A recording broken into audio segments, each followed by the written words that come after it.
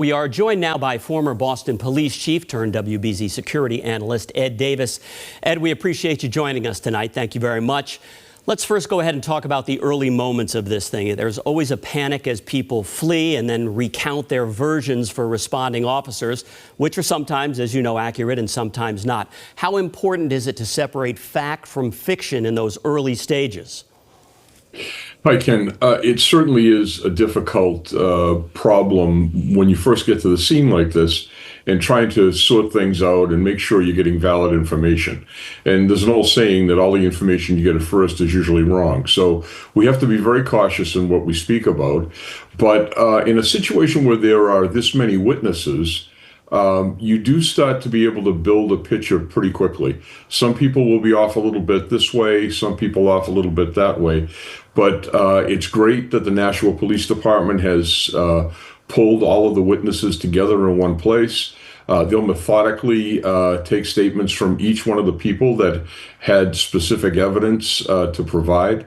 But of course, their first responsibility at the scene is to treat the wounded, first of all, secure the shooter, and it sounds like that happened very quickly. As a matter of fact, it sounds like there may be a hero in this particular incident.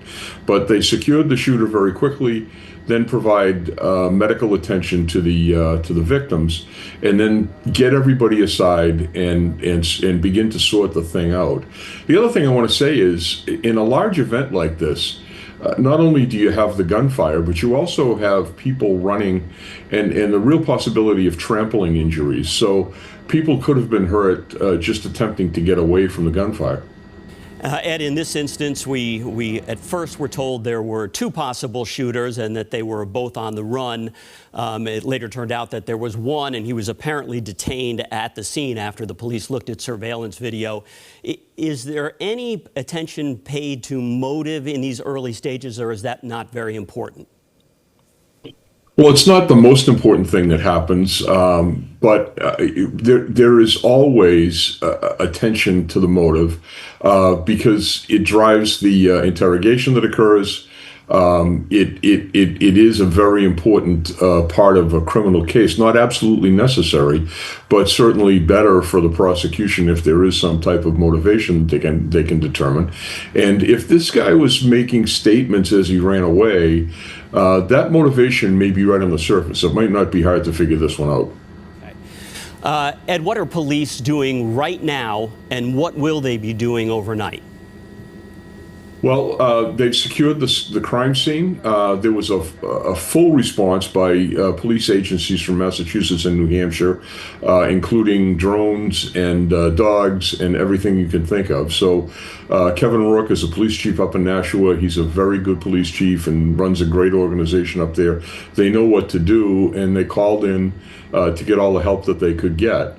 But right now, they've secured the scene.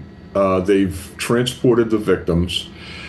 They have set up a crime scene response process so that experts can go in and catalog and document every piece of physical evidence that's there at the scene. And then, as I said before, they've separated the witnesses and they are going to start talking to them one by one.